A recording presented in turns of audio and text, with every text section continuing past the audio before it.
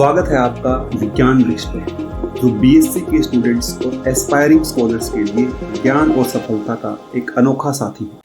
Hello everyone, विज्ञान वृक्ष के ऑनलाइन प्लेटफॉर्म पे आप सभी का स्वागत है। तो आज का हमारा जो टॉपिक रहेगा वो रहेगा activity and the activity coefficient. ठीक है, तो हमने अपनी लास्ट क्लासेस में रिवर्सिबल सेल की बात कर ली है। रिवर्सिबल सेल क्या होती है, कितने टाइप्स की होती हैं, ठीक है, ये सब हमने बात कर ली है। आज हम जो स्टार्ट करने वाले हैं वो स्टार्ट करने वाले हैं कहाँ से?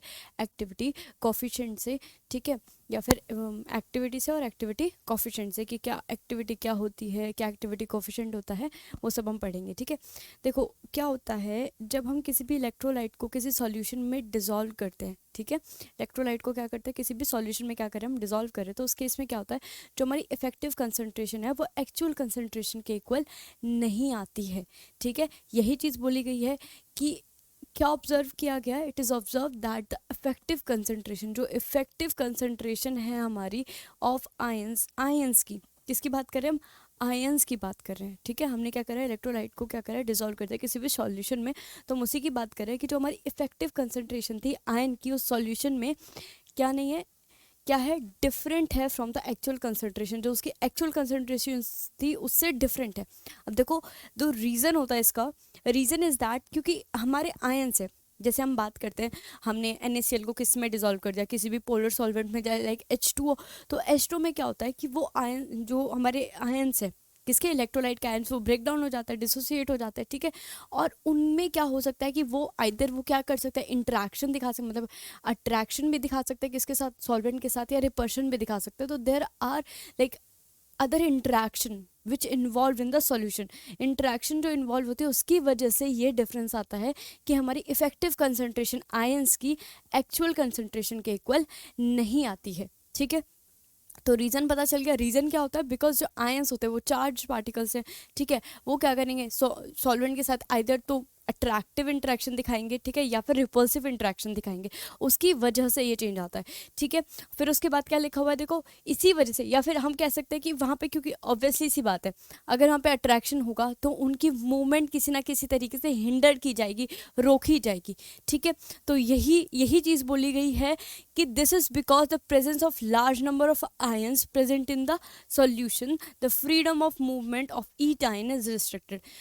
या फिर ये भी हो सकता है कि जो हमारे आयंस है वो बहुत ज़्यादा अमाउंट में प्रेजेंट हो किसमें, सॉल्यूशन में, जिसकी वजह से उन आयंस के बीच में रिपल्शन ज़्यादा हो सकता है, या फिर क्या हो सकता है, अट्रैक्शन ज़्यादा हो सकता है, कोई सी भी इंट्रैक्शन हो सकती है, आइदर रिपल्सिव और आइदर कौन सी, अट्रैक्टर रिपल्शन। इंट्रैक्शन होने की वजह से क्या होता है, हमारी इफेक्टिव कंसंट्रेशन कम आती है। ठीक है, ये चीज़ समझ आई। फिर देखो, जो इफेक्टिव कंसंट्रेशन है किसी भी आयन की या फिर इलेक्ट्रोलाइट की, क्या बोल रही हूँ मैं, इफेक्टिव कंसंट्रेशन किसी भी आयन या फिर इलेक्ट्रोलाइट की, उसे ही क्या कहा जाता है, एक्टिविटी कहा जाता है। यही लिखा हुआ है, if the effective concentration of an ion or the electrolyte in the solution is called activity। तो एक्टिविटी की डेफिनेशन हमें मिल गई। एक्टिविटी होता क्या है, जो इफेक्टिव कंसंट्रेशन होती है किसी भी आयन की या फिर इलेक्ट्रोलाइट की सॉल्यूशन में, उसे ही हम क्या बोल देते हैं, एक्टिविटी बोल देते हैं। किसको बोल देते हैं, effective concentration, effective concentration of ion और इलेक्ट्रोलाइट। इफेक्टिव कंसंट्रेशन किसकी, आयंस की या फिर इलेक्ट्रोलाइट की, किसमें, सॉल्यूशन में, उसे ही क्या बोल देते हैं हम, एक्टिविटी बोल देते हैं। ठीक है, अब देखो जो हमारी एक्टिविटी है वो एक्चुअल कंसंट्रेशन में जो रिलेटेड होती है, उसका रिलेशन यहाँ लिखा हुआ है कि एक्टिविटी किस तरीके से एक्चुअल कंसंट्रेशन से रिलेटेड है, और एक्चुअल कंसंट्रेशन हम किस टर्म में लेके चल रहे हैं, मोलालिटी। अब देखो, मोलालिटी और मोलारिटी तो पता ही होगा, मोलालिटी क्या होता है और मोलारिटी क्या होता है, कंसंट्रेशन टर्म के लिए यूज़ करते हैं। देखो, मोलालिटी हम स्मॉल m से रिप्रेजेंट करते हैं, everyone no this, 11th class में पढ़ लिया था मोलारिटी क्या होता है, मोलालिटी क्या होता है। ठीक है, तो देखो मोलालिटी क्या होता है, it is the number of molecules, number of moles of solute, किसकी बात कर रहे हैं हम, number of moles of solute present in per KG of mass of solvent. Solvent के 1 kg में कितने हमारे सॉल्यूट के नंबर ऑफ मोल्स प्रेजेंट है, उसी को हम क्या बोल देते हैं, मोलालिटी। इसे हम बोल सकते हैं mass of mass of solvent in KG, in KG. क्या बोल रहे हैं हम, कि कितने, रिपीट करते हैं इसे, क्या मोलैलिटी क्या होती है? मोलैलिटी होती है number of moles of solute. किसके मोल्स लेके चल रहे हैं हम? सॉल्यूट के मोल्स लेके चल रहे हैं। किसके मोल्स लेके चल रहे हैं? सॉल्यूट के moles in 1 kg of solvent. कि 1 kg में कितने नंबर ऑफ मोल्स हैं वही हम फाइंड आउट करते हैं। कितने भी kg, जैसे हम बोलते हैं कि number of moles of solute present in kg, यानी 1 kg ऑफ सॉल्वेंट, अगर हम इसे जनरल फॉर्म में बोलें, ठीक है। और मोलैरिटी क्या होता है? मोलैरिटी और मोलैलिटी में देखो डिफरेंस क्या है। यहाँ हम किसकी बात कर रहे हैं? इन kg ऑफ सॉल्वेंट, मतलब सॉल्वेंट में कितना हमारे सॉल्यूट के मोल्स प्रेजेंट है, ठीक है। क्या बोल रहे हैं हम कि किसमें? सॉल्वेंट में, 1 किलो सॉल्वेंट में कितने मोल हमारे किसके प्रेजेंट है? सॉल्यूट के। उसे ही हम क्या बोल देते हैं? मोलैलिटी। और अगर मोलैरिटी की बात करें, मोलैरिटी को हम किससे डिनोट करते हैं? कैपिटल M से डिनोट करते हैं। और ये क्या होता है? Number of moles of solute present in पर लीटर ऑफ सॉल्यूशन। यहाँ क्या बात कर रहे हैं? सॉल्यूशन की बात करते हैं। पूरे सॉल्यूशन की कितनी वॉल्यूम है, ठीक है। वॉल्यूम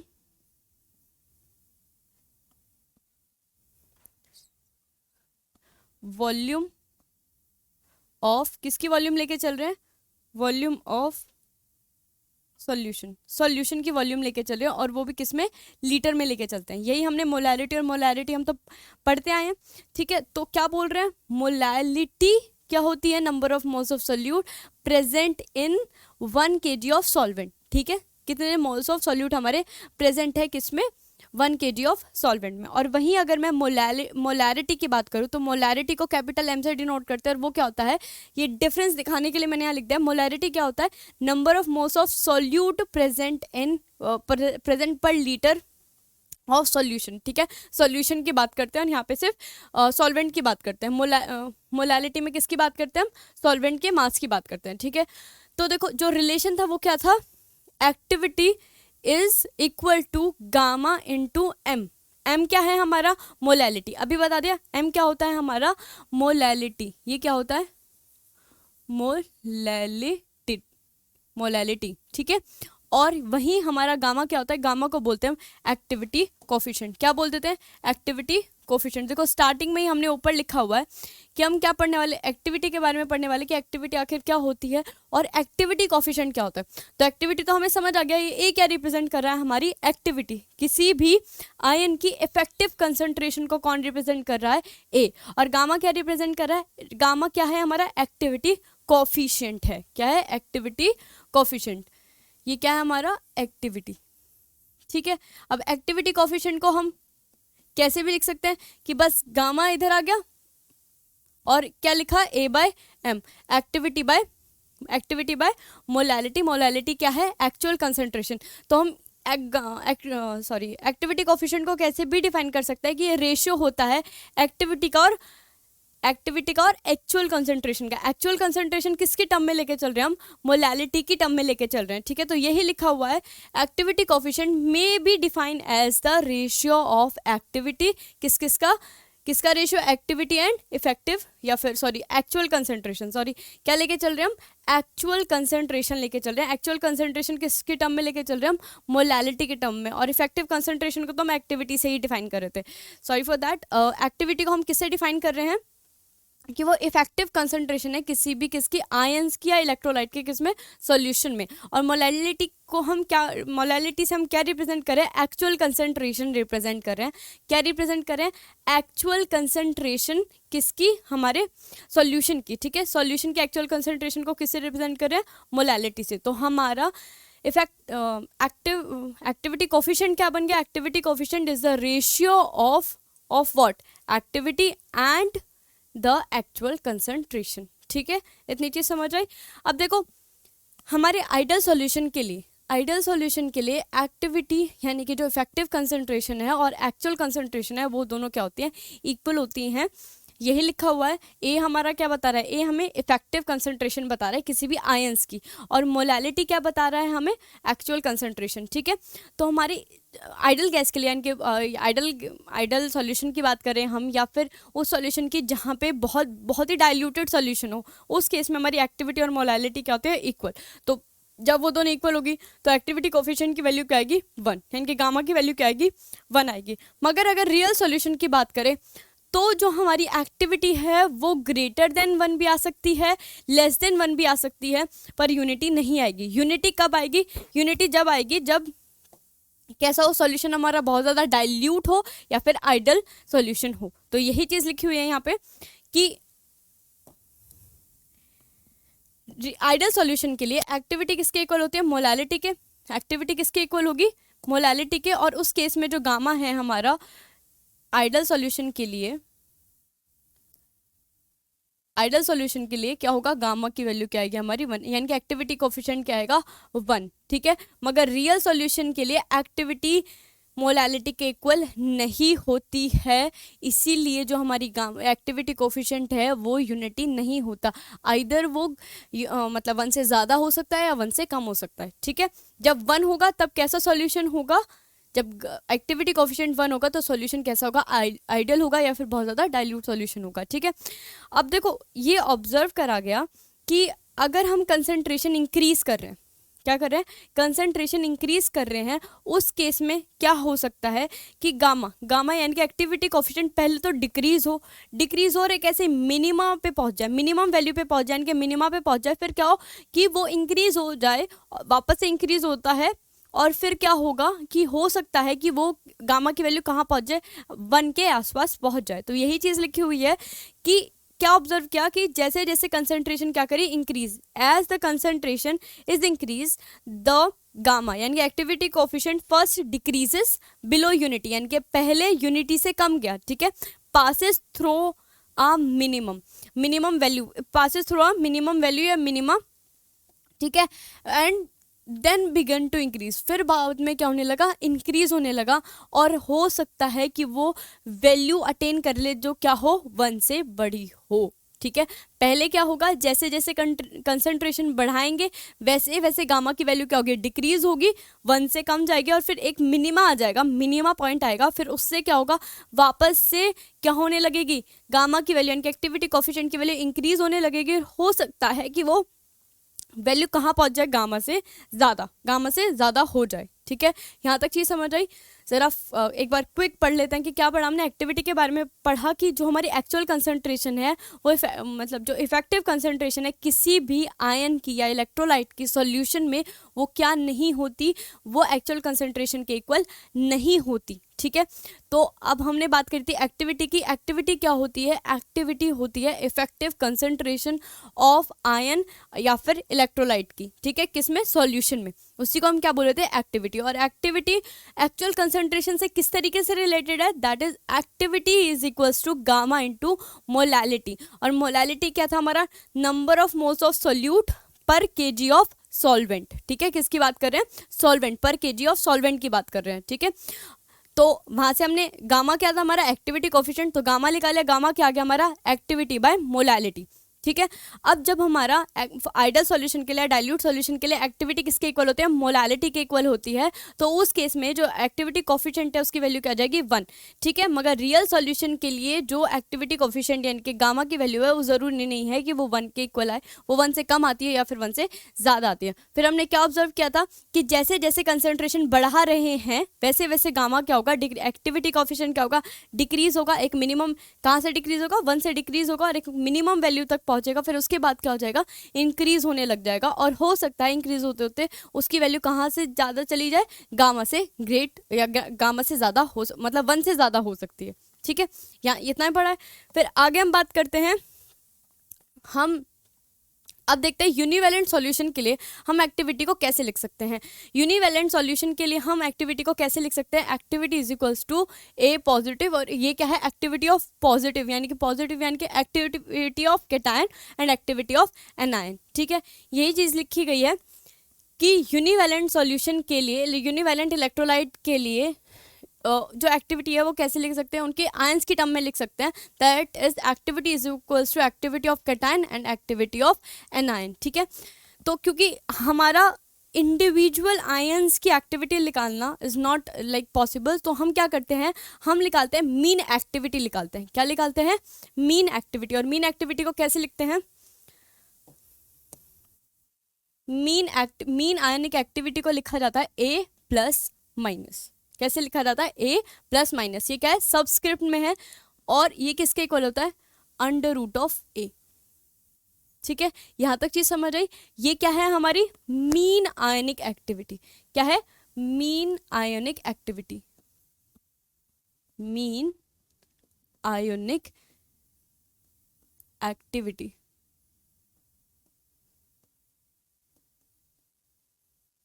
तो इसको मैं कैसे भी लिख सकती हूँ? ए को मैंने अभी ऊपर से ही इक्वेशन 3 से क्या लिखा है कि ए को कैसे लिख सकते हैं? एक्टिविटी ऑफ कैटायन और activity of anion from equation 3। ठीक है, अब देखो अगर मेरे को इसको किसके टर्म में लिखना हो? एक्टिविटी कोफिशिएंट की टर्म में लिखना हो तो देखो हम कैसे लिख सकते हैं। हमने अभी देखा ए प्लस माइनस किसके इक्वल होगा? अंडर रूट ए, और उसको हमने कैसे लिख दिया? Under root of A plus और ए माइनस। ये किसके इक्वल होगा? अंडर रूट ए के। अब हमें पता है कि एक्टिविटी किसके इक्वल होती है हमारी? अभी जस्ट पीछे लिखवाया था गामा, यानी कि एक्टिविटी कोफिशिएंट इनटू मोलैलिटी, ये लिखवाया है। अगर हम एनायन की बात करें, कैटायन की बात करें, तो ए पॉजिटिव किसके इक्वल होगा? गामा एक्टिविटी का of coefficient of positive and molality of positive. ठीक है, और वहीं हम एनायन की बात करें तो ये किसके इक्वल होगा? A negative is equals to gamma negative and M negative. इनके क्या है? Activity coefficient of anion and molality of anion. ठीक है, अब इसको हम यहाँ सब्स्टिट्यूट कर देंगे तो ए किसके इक्वल हो जाएगा? A is equals to gamma positive M positive gamma negative M negative. ठीक है, यहाँ तक चीज समझ आई? अब हमारा gamma plus equals to gamma minus equals to gamma plus minus हो जाए। ठीक है, गामा पॉजिटिव यानी कि एक्टिविटी कोफिशिएंट फॉर कैटायन और एनायन किसके इक्वल हो जाए? प्लस माइनस के। तो और एम मोलैलिटी जो है एनायन और कैटायन दोनों की किसके इक्वल हो जाए? एम के। ठीक है, यहाँ तक चीज समझ आई? हम क्या कर रहे हैं, बस जो हमें पीछे फॉर्मूला था बस जस्ट उसको हम क्या कर रहे हैं यहाँ पे। अभी हमने किसके लिए, देखो अभी हमने सिर्फ जो निकाला था वो क्या निकाला था? Mean ionic activity. अब हम मीन एक्टिविटी कोफिशिएंट भी निकाल सकते हैं। हमने मीन आयनिक एक्टिविटी निकाली है, वो क्या होता है? Is equals to the under root of activity. ठीक है, और एक्टिविटी को हम किसके टर्म में लिख सकते हैं? यूनिवैलेंट आयन के लिए किसके टर्म में लिख सकते हैं? एक्टिविटी ऑफ कैटायन और एक्टिविटी ऑफ एनायन। ठीक है, फिर अब हमें क्या निकालना है? मीन एक्टिविटी कोफिशिएंट निकाल रहे हैं हम। क्या निकाल रहे हैं? Mean activity coefficient. तो कैसे? वही बस उसी का डेरिवेशन कर रहे हैं हम। ठीक है, फिर a इज इक्वल्स टू, देखो ये क्या हो जाएगा? गामा पॉजिटिव और गामा नेगेटिव की जगह मैं दोनों की जगह अगर ये लिखूंगी तो क्या आ जाएगा? गामा प्लस माइनस का स्क्वायर, यही होगा। ठीक है, इसकी जगह भी ये वैल्यू पुट करूंगी, इसकी जगह भी ये वैल्यू पुट करूंगी तो गामा प्लस माइनस का स्क्वायर हो जाएगा। ठीक है, और देखो यही ये प्लस माइनस जो लिख रहे हैं हम, गामा प्लस माइनस जो होता है वही होता है mean activity coefficient. Mean activity coefficient. ठीक है, इसी को क्या बोलते थे हम? Mean activity coefficient. और a प्लस माइनस को क्या बोला था हमने? a प्लस माइनस को क्या बोला था? a प्लस माइनस को हमने बोला था मीन आयनिक एक्टिविटी। क्या बोला था हमने? Mean ionic activity. और गामा प्लस माइनस को क्या बोल रहे हैं हम? Mean activity coefficient. ठीक है, और मोलैलिटी ऑफ कैटायन और एनायन की जगह क्या लिख सकती हूँ? m का स्क्वायर। और ये किसके इक्वल होता? मीन आयनिक एक्टिविटी के। तो हम इसको कैसे लिख सकते हैं? a plus minus is equals to the a is equals to, sorry यहां से सिर्फ मैं इतना लिख सकती हूं कि a will equals to, a किसके इक्वल होगा? अंडर रूट में, ये क्या है? सॉरी अंडर रूट तो हट जाएगा हमारा, अंडर रूट से अंडर रूट कैंसिल हुआ तो ये क्या बचा? प्लस माइनस का स्क्वायर और m स्क्वायर। ये क्या है हमारा? एक्टिविटी। और ये क्या है हमारा? Mean activity coefficient. ठीक है, ये क्या है? Mean activity coefficient. ये क्या है? हमारी मोलैलिटी। ठीक है, यहाँ तक चीज़ समझ आई। ये किसके बारे में बात करी हमने? यूनिवैलेंट के लिए बात करी है। किसके लिए बात करी है? यूनिवैलेंट इलेक्ट्रोलाइट के लिए। यूनिवैलेंट का मतलब कि एक ही कैटायन होगा और एक ही एनायन होगा, उस केस में हमने ये डिराइव कर लिया। ठीक है, आई होप यहाँ तक समझ आएगा। अगर हम अब बात करें कि अगर हमें जनरल फॉर्मूला निकालना हो, जनरल टर्म निकालनी हो, तो कैसे करें? ये तो यूनिवैलेंट के लिए हमने बात करी। यूनिवैलेंट के लिए हमने देख लिया कि एक्टिविटी, मीन आयनिक एक्टिविटी को हम कैसे लिख सकते हैं? a plus minus is equals to 1 under root a. A क्या है? एक्टिविटी है। ठीक है, किसकी एक्टिविटी है? इलेक्ट्रोलाइट की। ठीक है, या फिर आयंस की। ठीक है, यही बात कर रहे थे हम। ये इसको कैसे भी लिख सकते हैं? एक्टिविटी ऑफ कैटायन और एक्टिविटी ऑफ एनायन। यहाँ वैल्यू पुट करी। यहाँ वैल्यू पुट करने के बाद हम क्या चाहते हैं कि हम मीन एक्टिविटी कोफिशिएंट भी निकाल लें। तो मीन एक्टिविटी कोफिशिएंट निकालने का बिल्कुल सिंपल सा तरीका है कि यही है कि ए एक्टिविटी जो है, मीन आयनिक एक्टिविटी, वो किसके इक्वल है? अंडर रूट ए के। हमने बस वैल्यू पुट करी है। एक्टिविटी किसके इक्वल होती है? Gamma into molality. ठीक है, यही था। गामा क्या था हमारा यहाँ पे? एक्टिविटी कोफिशिएंट था। ठीक है, तो हमने जस्ट कैटायन के लिए एक्टिविटी की वैल्यू निकाली, एनायन के लिए निकाली और उसको पुट कर दिया। ठीक है, फिर हमने क्या करा? Gamma plus gamma for cation और गामा फॉर एनायन को किसके इक्वल रख दिया है?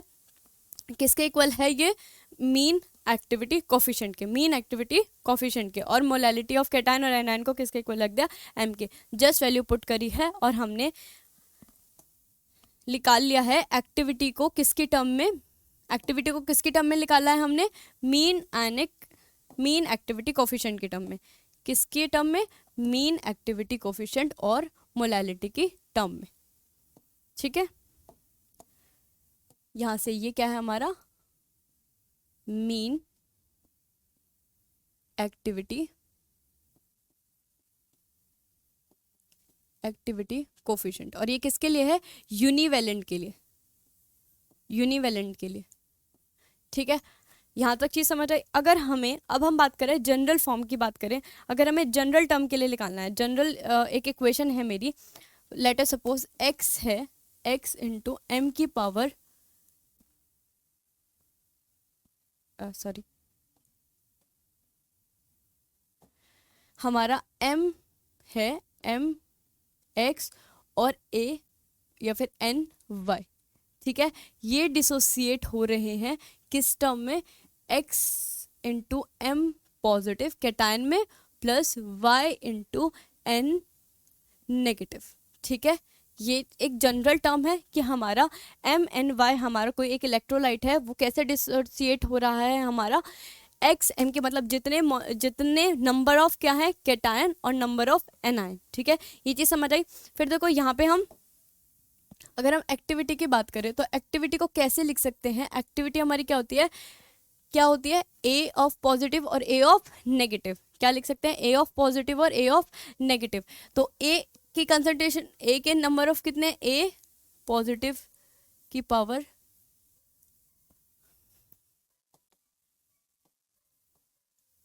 हम लिख सकते हैं A ऑफ पॉजिटिव की पावर x और A ऑफ नेगेटिव की पावर y। हमने यूनिवैलेंट के केस में अभी देखा, यूनिवैलेंट के केस में हमने क्या ले लिया था? x और y 1 ले लिए थे। ठीक है, वहीं अगर हम बात करें किसकी एक्टिविटी को कैसे रिप्रेजेंट कर सकते हैं? a ऑफ पॉजिटिव की पावर x और a ऑफ नेगेटिव की पावर y। ठीक है, वहीं अगर हम बात करें हमारा जो a पॉजिटिव है वो किसके इक्वल हो जाएगा? a पॉजिटिव इक्वल होगा x into gamma for positive and m। ठीक है, m फॉर पॉजिटिव। और वहीं a नेगेटिव किसके इक्वल हो जाएगा? y of gamma negative and m negative. ठीक है, इतनी चीज समझ आई। फिर उसके बाद जो हमारा a किसके इक्वल हो जाएगा? a विल इक्वल्स टू, इसकी जगह वैल्यू पुट कर दो, सिर्फ सिंपल वैल्यू पुट करनी है, गामा पॉजिटिव और m पॉजिटिव की पावर क्या आ जाएगा? x। ठीक है, और यहाँ पे वैल्यू पुट करनी है y gamma negative m negative की पावर y। ठीक है, यहाँ से क्या आया? x की पावर x और y की पावर y, x की पावर x और y की पावर y।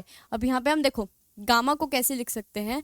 गामा को हम लिख सकते हैं गामा प्लस माइनस, यहाँ पे क्या बनेगा? देखो पावर किसकी? x की होगी और y की होगी, क्योंकि हम किसकी एनायन और कैटायन की साथ लेके चल रहे हैं मीन एक्टिविटी। यहाँ हम क्या बात करें? मीन एक्टिविटी कोफिशिएंट की। तो इसको कैसे लिख सकते हैं?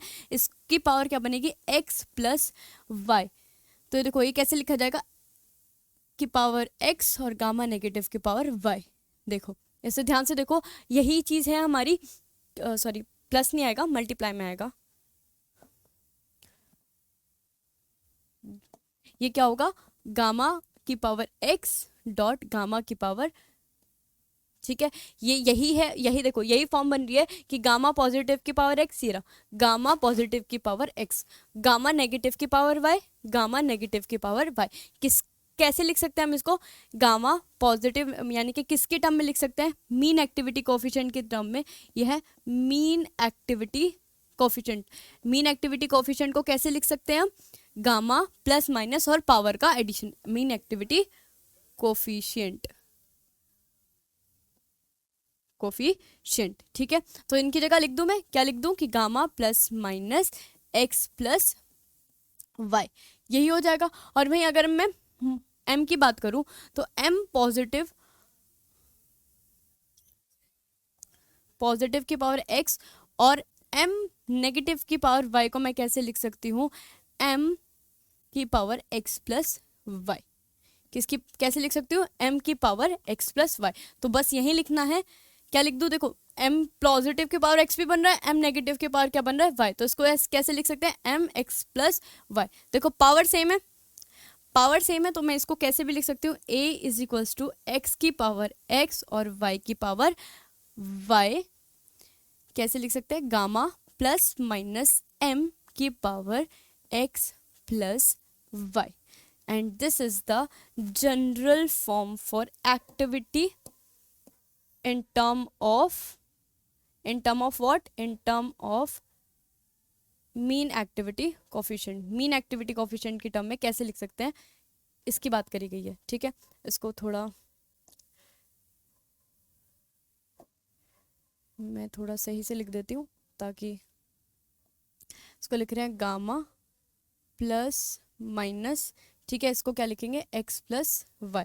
ये क्या है, हमारा जनरल फॉर्मूला है एक्टिविटी का, किसकी टर्म में, मीन एक्टिविटी कोफिशिएंट की टर्म में। किसकी टर्म में, मीन एक्टिविटी कोफिशिएंट की टर्म में, ठीक है। और किसकी टर्म में, मोलालिटी की टर्म में, ठीक है। अगर हम बात करें फॉर KCl, KCl हमारा यूनिवेलेंट है। देखो इससे हम निकालते हैं कि क्या हमारा एक्टिविटी कोफिशिएंट सही आएगा। यूनिवेलेंट है तो देखो किस फॉर्म में डिसोसिएट होगा, किस फॉर्म में होगा, K पॉजिटिव और Cl नेगेटिव की फॉर्म में, इसी फॉर्म में डिसोसिएट होगा, K पॉजिटिव और Cl नेगेटिव की फॉर्म में। तो देखो यहाँ पे x की वैल्यू क्या आ जाएगी, यहाँ से x की वैल्यू क्या है 1 और y की वैल्यू भी क्या है 1, ठीक है। इनके स्टोइशियोमेट्री से हमारी x और y की वैल्यू लिख लेगी, तो स्टोइशियोमेट्री से x की वैल्यू क्या है 1 और y की वैल्यू क्या है 1। वैल्यू पुट कर दो, 1 की पावर 1 तो 1 ही आएगा, और मल्टीप्लाई में 1 की पावर 1। यहाँ पे गामा क्या बनेगा, प्लस माइनस m, और ये क्या बन रहा है, 1 प्लस 1 क्या बनेगा 2। अब देखो a इज इक्वल टू किसके इक्वल है, गामा प्लस माइनस m की पावर 2, यही आया। अब देखो हमारा पीछे क्या आया था, यही आया था, activity is equals to gamma plus minus का स्क्वायर। इसको मैं कैसे भी लिख सकती हूँ, इसको तुम ऐसे भी लिख सकते हो कि gamma plus minus m, power same है तो बाहर आ जाएगा, ये ऐसे भी लिख सकते हैं।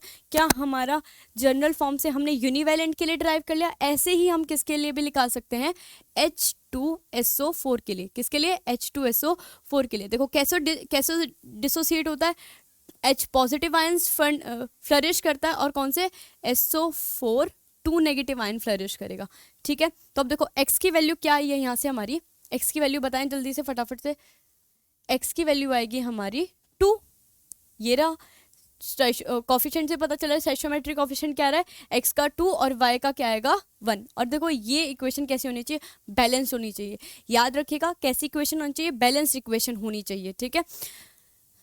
अब देखो वैल्यू में पुट करो, फॉर्मूले में पुट करो, x की पावर क्या है 2 की पावर क्या है 2, और y की 1 की पावर 1, क्या है activity coefficient plus minus m, molality x plus y. तो x प्लस वाई क्या हो जाएगा 2 प्लस 1, तो क्या बना, activity will equals to 4 into gamma plus minus m की पावर 3, ठीक है। इस तरीके से हम जनरल फॉर्मूले से डिफरेंट डिफरेंट इलेक्ट्रोलाइट के लिए क्या निकाल सकते हैं, एक्टिविटी निकाल सकते हैं in term of what, in term of mean activity coefficient. यहाँ तक आई होप बिल्कुल समझ आ गया होगा कि हमने किस तरीके से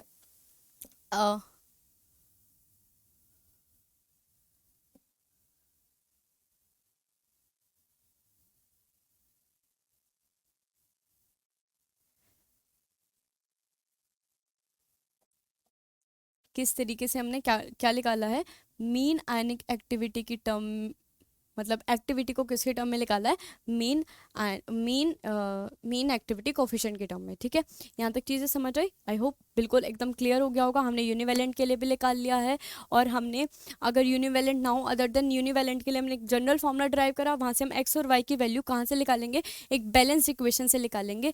और बैलेंस इक्वेशन होगी तो जो स्टोइशियोमेट्री होगी कैटायन की और जो स्टोइशियोमेट्री होगी एनायन की, उसी से हमारी एक्स और वाई की वैल्यू निकलेगी, हम फॉर्मूले में पुट कर देंगे और हमारी एक्टिविटी निकल जाएगी। ठीक है, अब देखो जो नेक्स्ट चीज़ आती है कि स्टैंडर्ड स्टेट। स्टैंडर्ड स्टेट तो हमने पढ़ा ही है। स्टैंडर्ड स्टेट क्या होती है हमारी, जब हमारी टेम्परेचर की वैल्यू क्या हो, कितना 25 डिग्री सेल्सियस जिसे कहते हैं, हम क्या बोलते हैं उसे, 298 केल्विन होनी चाहिए, प्रेशर हमारा 1 atm होना चाहिए, 1 बार होना चाहिए, यानी कि कंडीशन कैसी हो, स्टैंडर्ड कंडीशन हो। तो यही चीज़ें लिखी हैं, standard state of substance is defined as that state for which activity, या फिर अगर यहाँ पे स्टैंडर्ड स्टेट की बात करें, स्टैंडर्ड स्टेट क्या होती है, वो स्टैंडर्ड कंडीशन या फिर वो स्टेट जब हमारी एक्टिविटी किसके इक्वल हो, यूनिटी के इक्वल हो, तो उसको हम क्या बोल देंगे, स्टैंडर्ड स्टेट। जब एक्टिविटी किसके इक्वल हो, यूनिटी के इक्वल हो, एक्टिविटी किसके इक्वल हो, यूनिटी के इक्वल हो, तो हम उसे क्या बोल देते हैं, स्टैंडर्ड स्टेट बोल देते हैं। क्या बोल देते हैं, स्टैंडर्ड स्टेट।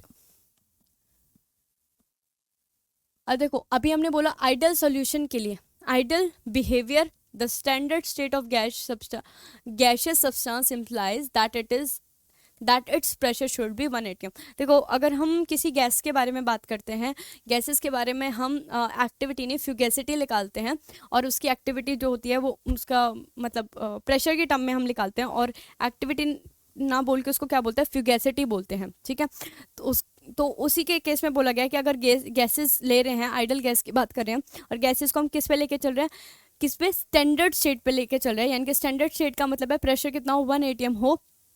और आइडल सॉल्यूशन के लिए हम मोलैलिटी, और मतलब देखो दो केसेस बोले गए हैं कि जब हम आइडल सॉल्यूशन की बात कर रहे हैं, तो हमारी एक्टिविटी, हमें पता ही एक्टिविटी किसके इक्वल आएगी, यूनिटी। अभी हम बोल के पीछे सबसे पहले बोला था कि एक्टिविटी किस किस कंडीशन के लिए, अगर हमारा आइडल सॉल्यूशन है या फिर वेरी डाइल्यूट सॉल्यूशन है, उस केस में एक्टिविटी किसके इक्वल आएगी, 1 के इक्वल आएगी। ठीक है, और हम अगर गैसेस की बात करें, गैसेस में अगर कंडीशन हमारी कैसी है, स्टैंडर्ड कंडीशन है, स्टेट कैसी है, स्टैंडर्ड स्टेट है, यानी कि एक्टिव मतलब प्रेशर 1 atm है, टेम्परेचर स्टैंडर्ड स्टेट में है, तो उस टाइम पे जो एक्टिविटी आएगी वो भी क्या आएगी, 1 के इक्वल आएगी। पर वहाँ पे हम एक्टिविटी ना फ्यूगेसिटी मेजर करते हैं। ठीक है, इसको एक्टिविटी को क्या बोलते हैं, फ्यूगेसिटी बोलते हैं। और देखो प्योर लिक्विड के लिए एक इंपॉर्टेंट चीज़ ये है, इंपॉर्टेंट बात है कि प्योर लिक्विड के लिए, प्योर सॉलिड के लिए, प्योर लिक्विड और सॉलिड के लिए जो एक्टिविटी होती है वो हमेशा किसके इक्वल होती है, 1 के इक्वल होती है। तो ये बात ध्यान रखना, इसकी एप्लीकेशन हम जब हम आगे हम पढ़ने वाले हैं थर्मोडायनेमिक्स, हमने थर्मोडायनेमिक वेरिएबल्स की बात कर ली, फंक्शंस की बात कर ली, उनको ड्राइव कर लिया है। ठीक है, जब हम नर्स इक्वेशन करेंगे तो उसमें इसका काफ़ी यूज़ होगा। इसकी काफ़ी एप्लीकेशन है कि एक्टिविटी हमारी जो एक्टिविटी जो है किसके लिए, वो प्योर लिक्विड के लिए या फिर प्योर सॉलिड के लिए वो किसके इक्वल होती है, ऑलवेज 1 के इक्वल होती है। और इसीलिए भी इनको क्या बोला जाता है, स्टैंडर्ड स्टेट भी बोला जाता है। तो स्टैंडर्ड स्टेट क्या थी, स्टैंडर्ड स्टेट वो स्टेट थी किसी भी सब्सटेंस की जब उसके मतलब किसी पर्टिकुलर टेम्परेचर प्रेशर पे उसकी एक्टिविटी किसके इक्वल हो जाए, यूनिटी के इक्वल हो जाए, तो उसे ही हम क्या बोल, उसकी स्टैंडर्ड स्टेट को ही उस स्टेट को क्या बोल देते हैं, स्टैंडर्ड स्टेट बोल देते थे। फिर हमने क्या बोला कि गैसेस के लिए अगर कंडीशन कैसी है, स्टैंडर्ड कंडीशन है, प्रेशर कितना है, 1 atm। और बात करें आइडल सॉल्यूशन के लिए तो हमारी जो एक्टिविटी है वो किसके इक्वल होती है, 1 के इक्वल होती है। फिर हम बात करें किसकी, अगर हम बात करें प्योर लिक्विड और प्योर सॉलिड की बात करें तो उन केसेस में भी हमारी एक्टिविटी 1 के इक्वल होती है, इसीलिए हम उन्हें क्या भी बोलते हैं, स्टैंडर्ड स्टेट भी बोलते हैं। ठीक है। तो एक्टिविटी के जितनी भी चीज़ें थी कि एक्टिविटी क्या होती है, एक्टिविटी कोफिशिएंट क्या होता है, कैसे हम एक्टिविटी को मतलब मीन एक्टिविटी कोफिशिएंट की टर्म में कैसे ड्राइव कर सकते हैं, ठीक है। क्यों हम ये कर रहे थे, बिकॉज एक्टिविटी को हमने किसकी टर्म में लिखा था कि एक्टिविटी ऑफ कैटायन और एक्टिविटी ऑफ एनायन। अब उनको ड्राइव करना पर्टिकुलर कैटायन और एनायन की वो डिफिकल्ट है, तो हम क्या यूज़ करते थे, मीन आयनिक एक्टिविटी हमने यूज़ करा था। मीन आयनिक एक्टिविटी क्या था, a plus minus is equals to the under root of a, ठीक है, वो निकाला था। फिर हमने क्या कहते हैं, मीन आयनिक जो हमारी आयनिक एक्टिविटी थी, ठीक है, मीन आयनिक एक्टिविटी को हमने निकाला, ड्राइव कर लिया था, that is equals to under root A positive dot A negative, ठीक है। फिर हमने एक्टिविटी को किसकी टर्म में निकाला था, एक्टिविटी को निकाला था हमने मीन एक्टिविटी कोफिशिएंट की टर्म में, ठीक है। हमने यूनिवैलेंट से लेके चले थे कि यूनिवैलेंट के लिए कैसे ड्राइव करते हैं। फिर हमने क्या ड्राइव करा था, एक जनरल फॉर्म ड्राइव करा था, ठीक है। हमारा एक कोई भी हमारा इलेक्ट्रोलाइट है जो है एम एक्स और एन वाई की टर्म में, जब वो डिसोसिएट होगा तो एक्स एम पॉजिटिव कैटायन देगा, यानी कि एक्स अमाउंट ऑफ यानी कि x mole of M positive cation देगा, यानी कि और वाई मोल ऑफ क्या देगा, एनायन देगा। हम कैसी स्टेट लेके चल रहे हैं, हम बैलेंस्ड इक्वेशन लेके चलेंगे, उसी से हम एक्स और वाई की वैल्यू कैलकुलेट करेंगे।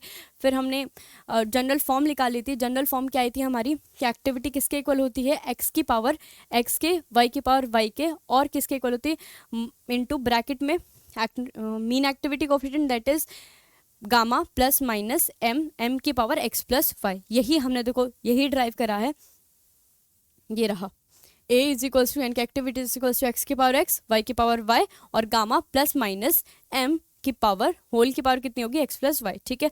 फिर हमने ये यूनिवैलेंट के लिए भी देख लिया था। अगर अदर देन यूनिवैलेंट आता है तो उसके केस में किस तरीके से हम एक्टिविटी निकालेंगे वो भी हमने देख ली थी। फिर उसके बाद हमने स्टैंडर्ड स्टेट की बात करी थी कि वो स्टेट किसी भी सब्सटेंस की जब हमारी एक्टिविटी की वैल्यू क्या हो, 1 हो, ठीक है। तो और हमने बोला था कि प्योर लिक्विड और प्योर सॉलिड के लिए जो हमारी एक्टिविटी होती है वो किसके इक्वल होती है, 1 के इक्वल होती है, ठीक है। और आइडियल सॉल्यूशन की बात कर रहे थे, और गैस जो कहाँ पे हो, स्टैंडर्ड स्टेट में हो, इनके प्रेशर कितना हो, 1 atm हो, ठीक है, और टेम्परेचर कितना हो, 298 केल्विन, तो उस टाइम उस स्टेट को भी हम क्या बोलते हैं, स्टैंडर्ड स्टेट, क्योंकि वहाँ पे एक्टिविटी क्या होती है, 1 होती है।